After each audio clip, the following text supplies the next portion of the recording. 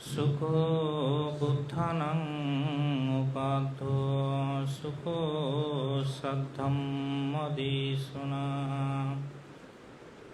सुखो संघासा समाग्गे समागनं तपो सुखो हेतेन सच्छावध्येन सत्तुते होतु संवदा हेतेन सच्छावध्येन होतु नो जयमङ्गलान्ति।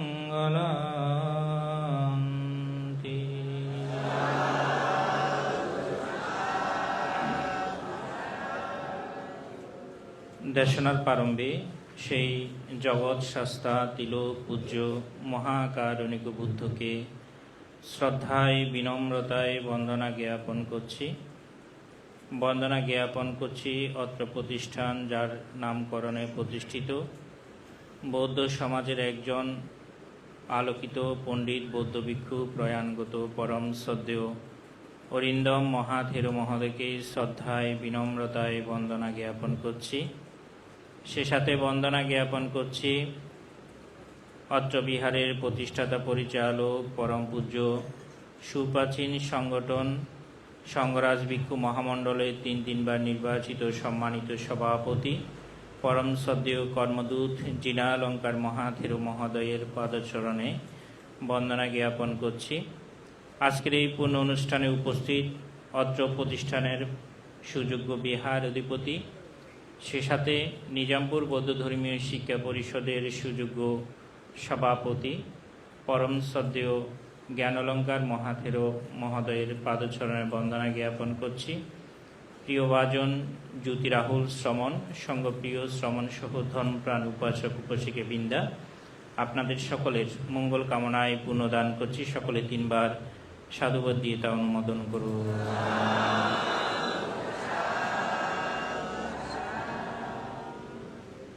তো আজকে আমাদের শ্রাবণী পূর্ণিমা,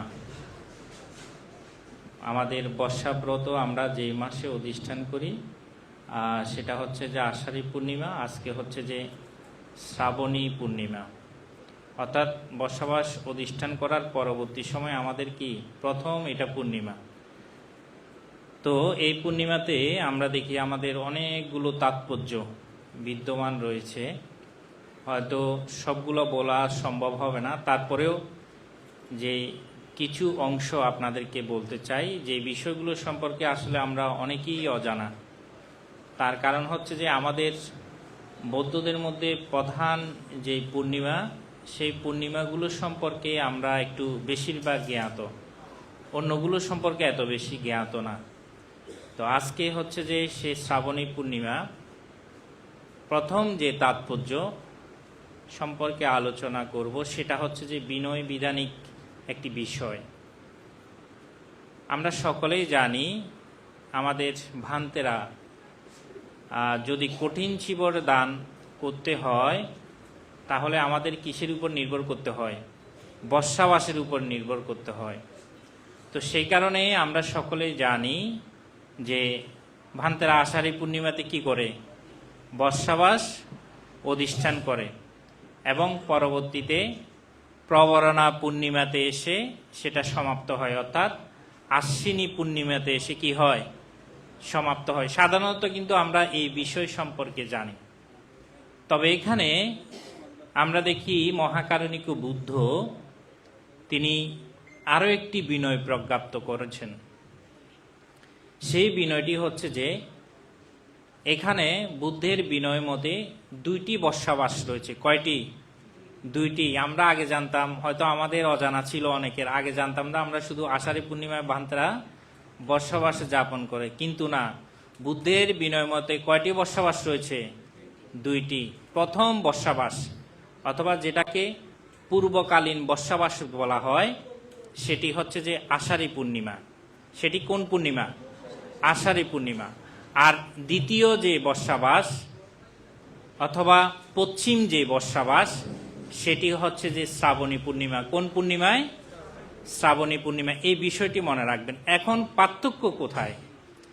এটাকেও প্রথম বর্ষাবাস অথবা পূর্ব বর্ষাবাস বলা হয়, আর শ্রাবণী পূর্ণিমা যেটা, সেটাকে পশ্চিম বর্ষাবাস অথবা পরবর্তী বর্ষাবাস কি হয় বলা হয়। তবে দুটোর মধ্যে পার্থক্য কি?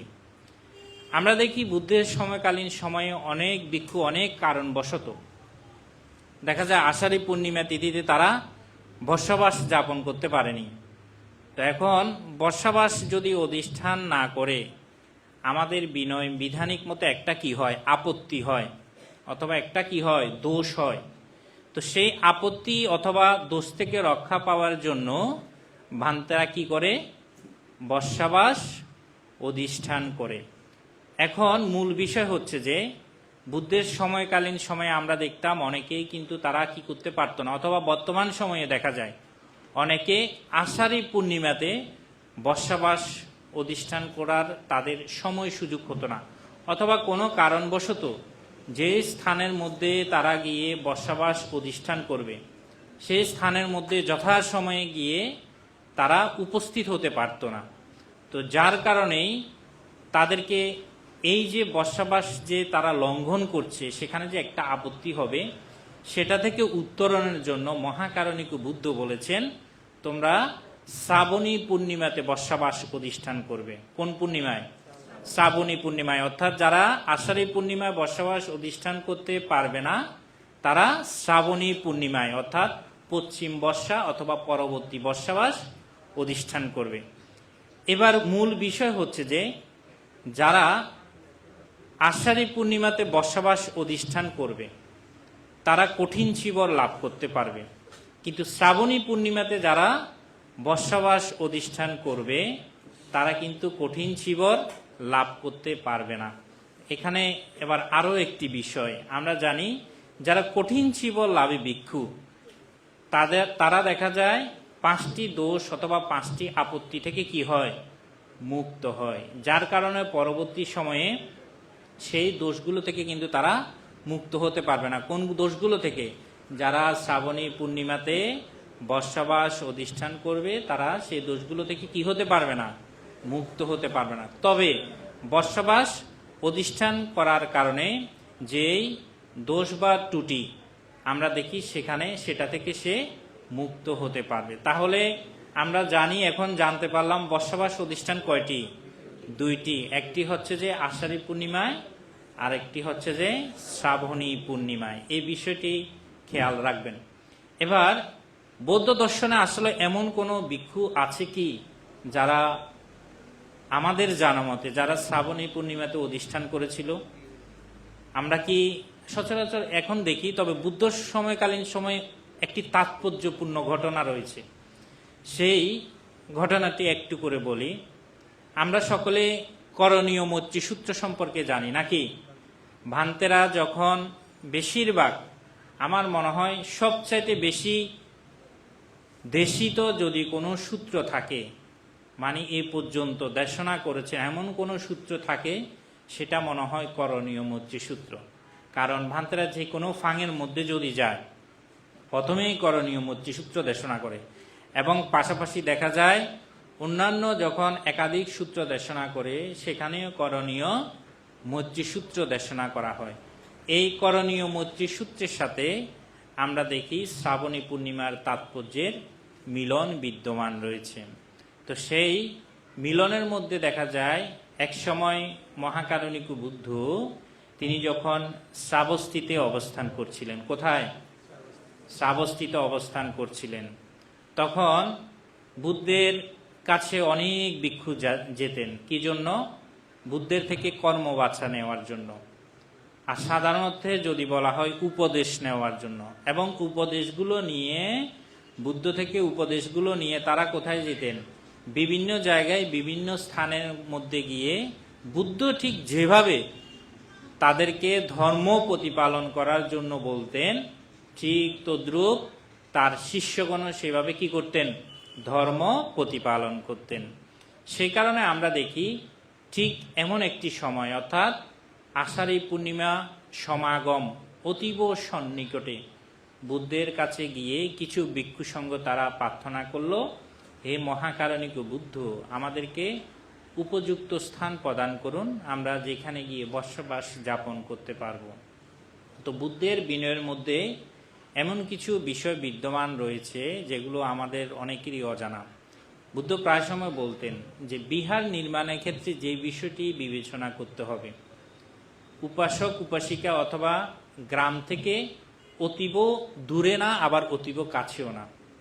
কোথায়? অতীব দূরে না, আবার অতীব কাছেও না, এমন স্থানের মধ্যে বিহার অথবা ভিক্ষু সংঘ কি করতে হবে?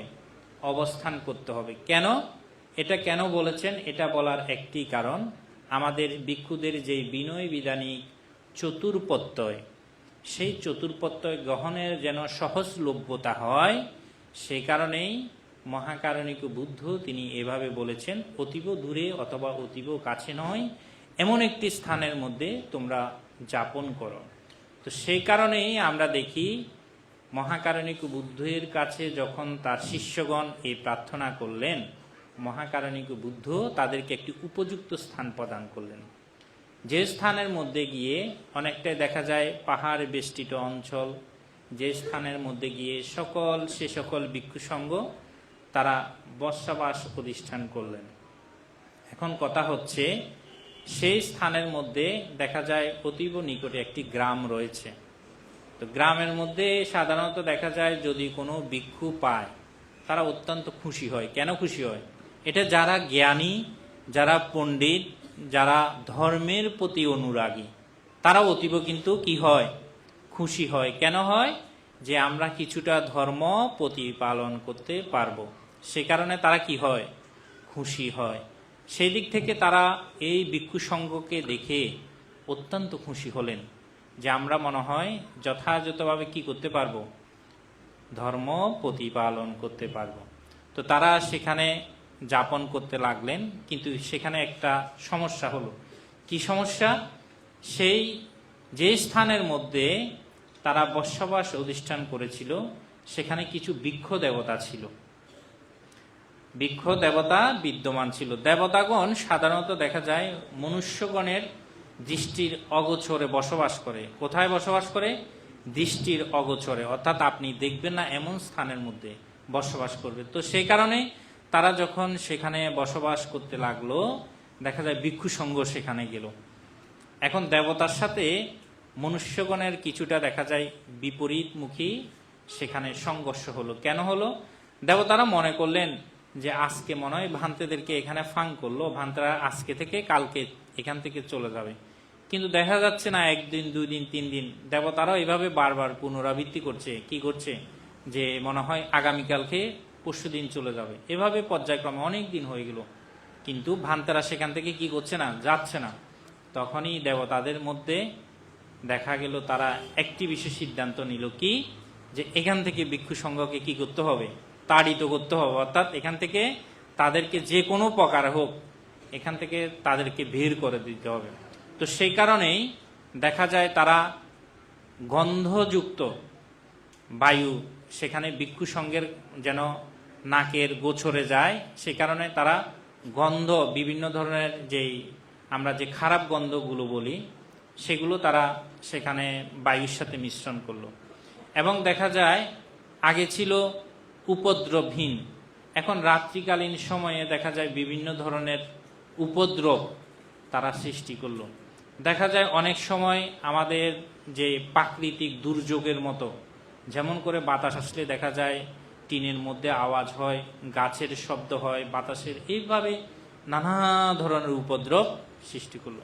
তো এখন সে কারণে ভিক্ষু সংগত দেখা যায় অত্যন্ত ভীত হয়ে গেল, যে কারণে এখানে আসলাম মনে হয় তো এখানে বসবাস করা যাবে না। সেই কারণে তারা চিন্তা করলো যে এগুলো থেকে পরিত্রাণের একমাত্র উপায় বলার ব্যক্তিকে মহাকারণিক বুদ্ধ বিদ্যমান রয়েছে।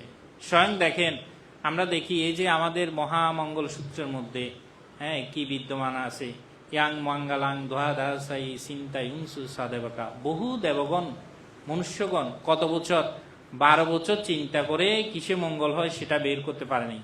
স্বয়ং পরবর্তীতে দেবগণ থেকে একজন দেবপুত্র বুদ্ধের সমীপে বন্দনাপূর্বক বলতে লাগলো যে কিসে মঙ্গল কিসে অমঙ্গল হয় সেটা বলার জন্য।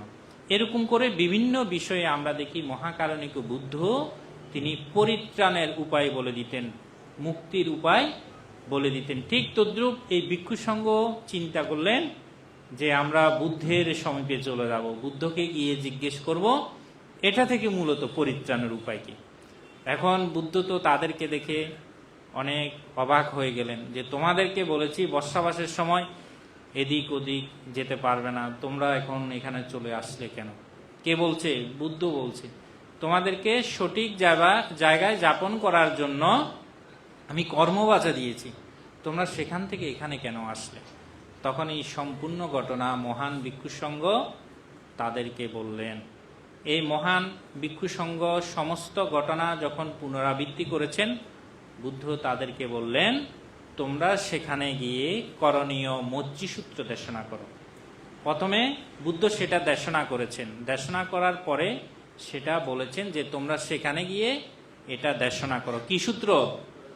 করণীয় মজ্জিসূত্র। আমরা তো অনেক সময় ভয় ভীতি ফেলে আমরা অবাক হয়ে যাই এবং সেটা থেকে পরিত্রাণের উপায় পাই না। আমাদেরকে অনেক সময় প্রায়জনে বলে ভান্তে বিনধর্মীদের মধ্যে দেখি যে শুইতে গেলেও বিভিন্ন কথা বলে, ঘুম থেকে উঠতে বলে, কোনো দিকে বের হতে বলে, কিন্তু আমাদের ধর্মের মধ্যে আমরা দেখি না। আসলে আপনারা গবেষণা করেন না বিদায় আপনারা দেখেন না।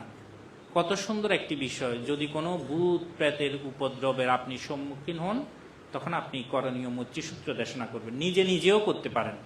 তো সে কারণে পরবর্তীতে আমরা দেখি মহাকারণিক বুদ্ধের নির্দেশে সেখানে তারা কোনো অস্ত্র দিয়ে নেওয়া, মানে আমাদের মহাকারণিক বুদ্ধ স্বয়ং নিজে এমন একটি প্রমাণ কেউ দেখাতে পারবেন না যিনি অস্ত্র দিয়ে যুদ্ধ করে তার শিষ্যত্ব বৃদ্ধি করেছেন, অস্ত্র দিয়ে যুদ্ধ করে তিনি সংঘ প্রতিষ্ঠা করেছেন, এমন কোনো প্রমাণ বৌদ্ধ শাসনের মধ্যে কেউ কিন্তু দেখাতে পারবে না। শুধু মুখের বাক্য দিয়ে মহাকারণিক বুদ্ধ তিনি সমগ্র বিশ্ব ব্রহ্মাণ্ড জয় করেছিলেন আজ হতে 2500 বছর পূর্বে। এই যে দীর্ঘ 45 বছর তার যে ধর্ম বিচরণ ক্ষেত্র বিভিন্ন জায়গার মধ্যে আমরা দেখি মহাকারণিক বুদ্ধ এভাবে তিনি তার সেই ধর্মকে দেশনা করে বিভিন্ন প্রাণী বলুন, দেব বলুন, মনুষ্য বলুন, বিভিন্ন জায়গায় সেখানে সত্যগণকে তিনি মুক্ত করেছিলেন। আর সে কারণে মহান ভিক্ষু সংঘ দেখা যায় পরবর্তীতে সেখানে গিয়ে তারা যখন সেই করণীয় মজ্জিসূত্র দেশনা করেছেন সেখান থেকে সকল অপদেবতাগণ দূরীভূত হয়েছিল। একটি বিষয় আপনারা দেখবেন, আমাদের পরম শ্রদ্ধেয় জ্ঞান অলঙ্কার ভান্তেও বলেছে, আমিও বলতে চাই, এখানে একটি করণীয় মজ্জিসূত্রের মধ্যে একটি গাথা আছে যেটা সচরাচর আমরা বলে থাকি, মাতা ইতানিয়াং পুত্তাং আয়ুষ্যাই কাপুত্তমানুরক্ষী ই ভাম্পি সভাভূতেষু মানসাং ভাবায় অপরিমাণম। মাতা যেমন করে তার একমাত্র সন্তানকে কি করে প্রতিপালন করে, ঠিক তদ্রূপ সেই হিসাবে আমাদেরও সকল প্রাণীর প্রতি, এখানে বিভাজন করেননি যে আমি শুধু আমার সন্তানের প্রতি, আমি শুধু আমার পিতার প্রতি, মাতার প্রতি, বলছে যে সন্তানকে যেমন করে প্রতিপালন করেন ঠিক তদ্রূপ সকল প্রাণীর প্রতি সেইভাবে কি করতে হবে, মৈত্রী প্রদর্শন করতে হবে। তো এখন সন্তানের প্রতি কি আমরা কি আমাদের মাতাগণ কি করে, সেটা হচ্ছে যে চারি ব্রহ্মবিহার ভাবনা, মেত্তা, করুণা, মুদিতা, উপেক্ষা। মাতাগণ কি সেটা জানে? কি করে সকলে বলুন? মেত্তা, করুণা, মুদিতা এবং উপেক্ষা। এই চারি ব্রহ্মবিহার ভাবনা আমাদের মাতাগণ যখন তার মাতৃ জঠরের মধ্যে দেখা যায় সন্তান প্রতিসন্ধি লাভ করে তখন থেকে একজন মাতা এই চারি ব্রহ্মবিহার ভাবনা করে থাকে। ঠিক তদ্রূপ এই চারি ব্রহ্মবিহার ভাবনার সম্পর্কে আজকে আমাদের বিকেল বেলায় ঠিক 3:30 আমাদের পরম শ্রদ্ধেয় লোকাবংশভান্তে বিস্তারিতভাবে, আমি মনে করি 1 ঘন্টারও হয়তো অধিক হতে পারে, বিস্তারিতভাবে ভান্তে দেশনা করবে, আপনারা সেটা শ্রবণ করবেন। তো এই হচ্ছে যে আমাদের করণীয় মজ্জিসূত্রের উৎপত্তি কখন হয়েছিল? শ্রাবণী পূর্ণিমায়। কখন হয়েছিল? শ্রাবণী পূর্ণিমায়, এটা মনে রাখবেন। এছাড়াও আরো অনেক ইতিহাস আমরা দেখি আমাদের এই শ্রাবণী পূর্ণিমাকে ঘিরে। আরেকটি বিষয়, বৌদ্ধ শাসনের মধ্যে আমরা সবচাইতে দেখা যায় হত্যাকারী একজন ব্যক্তির নাম জানি, তিনি কে? অঙ্গুলিমাল। তো এই অঙ্গুলিমাল তিনি শেষ পর্যায়ে, একদম অন্তিম পর্যায়ে কাকে হত্যা করতে চেয়েছিল? তার মাকে হত্যা করতে চেয়েছিল। আমরা দেখি আমাদের সেই দস্যু অঙ্গুলিমাল মতান্তরে যিনি 999 জনকে হত্যা করেছিলেন। মতান্তরে কেন বললাম সেটা কি আপনারা বুঝতে পারছেন? মতান্তরে বলার অনেক কারণ আছে। আমাদের দস্যু অঙ্গুলিমাল তিনি যখন গুরু দক্ষিণা দেওয়ার জন্য 1000 দেখা যায় কি তাকে টার্গেট হচ্ছে, অর্থাৎ তার হচ্ছে যে কত 1000 অঙ্গুলি তিনি কি করবেন? সংগ্রহ করবেন। তবে শেষ পর্যন্ত তিনি 999টি সংগ্রহ করেছিলেন, কিন্তু শেষে একটি সংগ্রহ করতে পারেনি। তবে এখানে মতান্তরে বলার একটি কারণ হচ্ছে যে আমাদের সাধারণত যেই শরীর, সেই শরীর পচনশীল।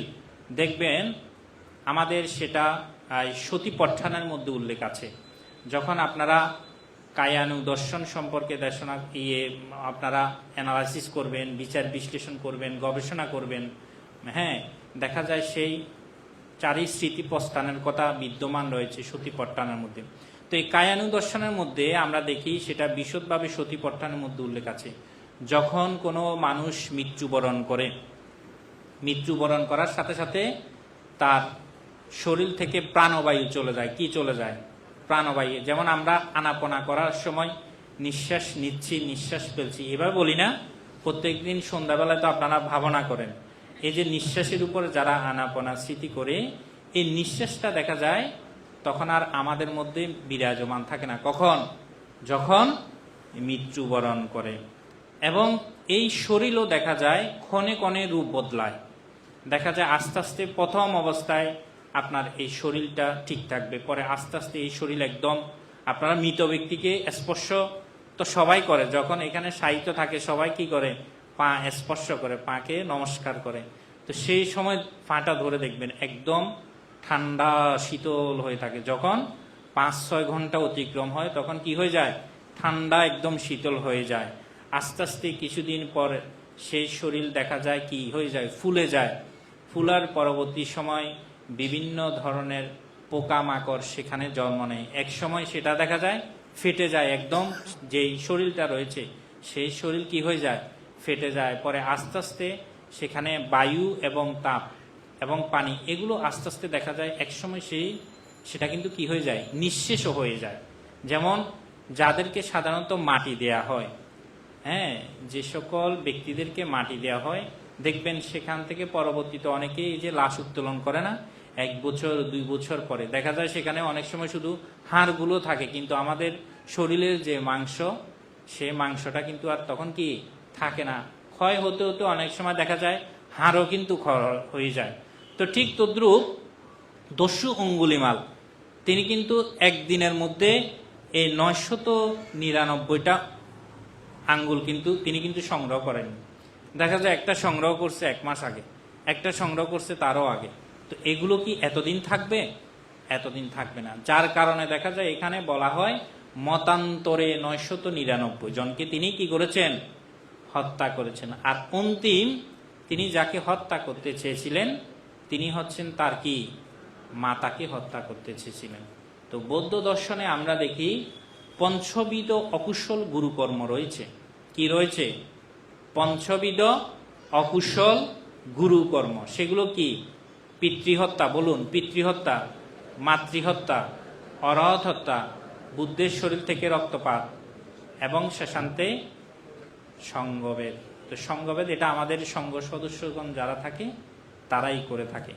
আর এখানে দেখা যায় পিতৃহত্যা, মাতৃহত্যা, অরহত হত্যা, বুদ্ধের শরীর থেকে রক্তপাত। তো বুদ্ধ তো এখন নেই না, তো বুদ্ধের শরীর থেকে রক্তপাত করারও আমাদের কি নেই? কোনো সম্ভাবনা নেই। অরহত সেটাও অত্যন্ত দুর্লভ, সেটাও আমাদের সম্মুখে আমরা পাবো কিনা অথবা পাই কিনা তাও সম্ভব নয়। আর 2টি বিষয় কি রয়েছে? পিতৃহত্যা এবং মাতৃহত্যা। তো এখানে পিতৃহত্যা এবং মাতৃহত্যার মধ্যে সেখানেও কিন্তু আমরা ছোট ছোট পিতৃহত্যা মাতৃহত্যার দোষ করে থাকি। কিভাবে করে থাকি? যখন আপনি পিতাকে অথবা মাতাকে যথাযথভাবে ভরণ পোষণ করবেন না, তার প্রতি গৌরব প্রদর্শন করবেন না, তাকে দেখা যায় বিভিন্ন সময় লাঞ্ছনামূলক কথা বলবেন, সেগুলো কিন্তু পিতৃহত্যার মাতৃহত্যার যে ক্ষুদ্র দোষ, সে দোষের মধ্যে অন্তর্ভুক্ত হবে। তবে ডিরেক্টলি যখন আপনি পিতৃহত্যা এবং মাতৃহত্যা করবেন, তখন আপনার জন্য একটি স্থান নির্ধারিত রয়েছে।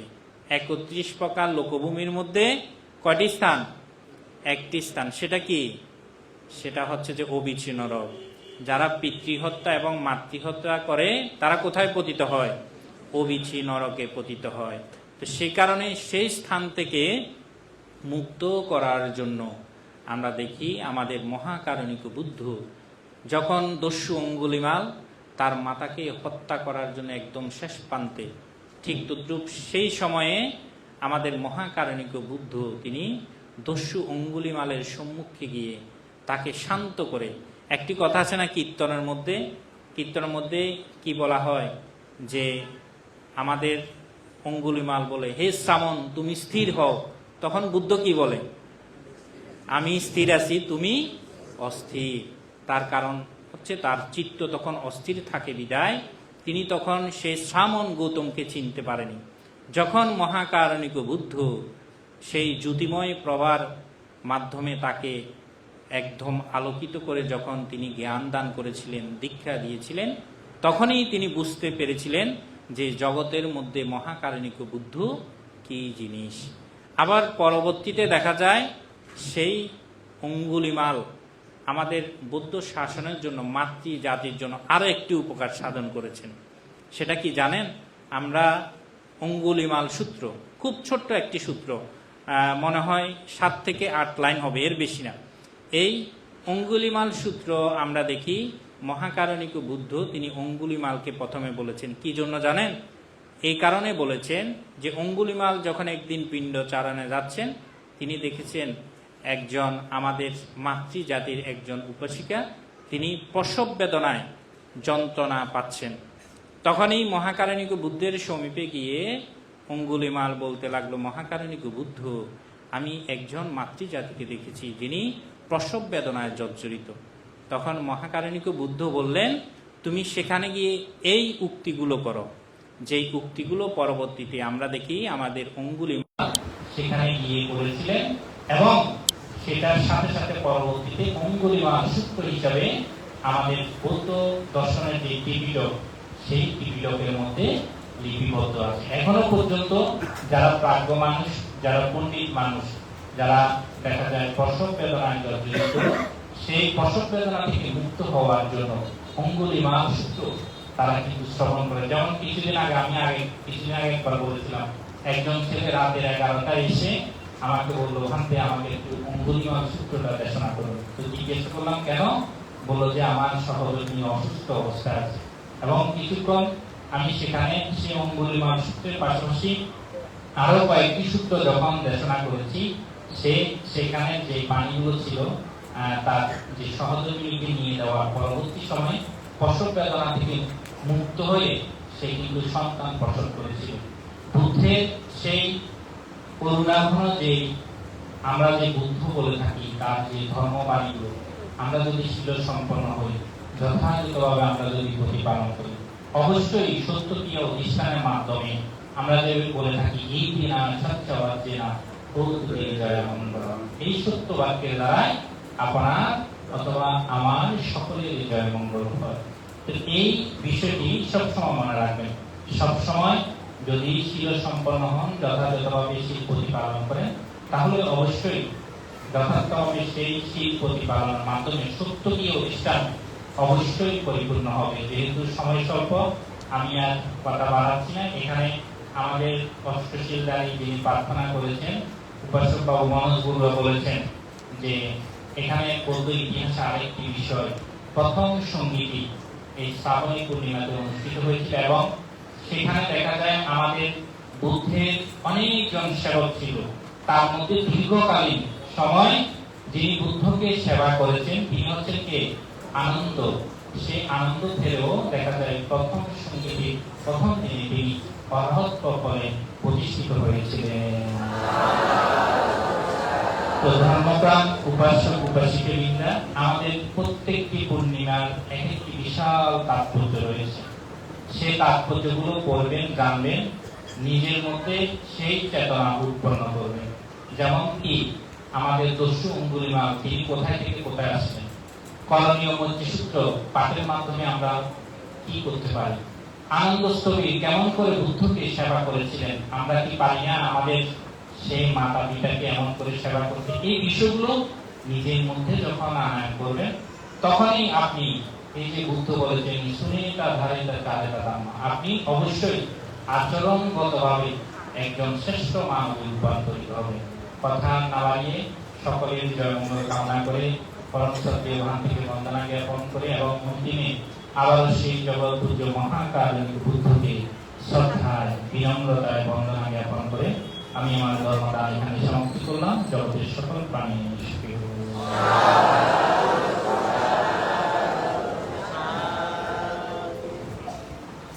ধন্যবাদ প্রিয় ভাইজান উপানন্দ স্থবির মহোদয়কে অত্যন্ত সুন্দরভাবে আপনাদেরকে ধন্যবাদ করেছেন ওনার নিরুক্তি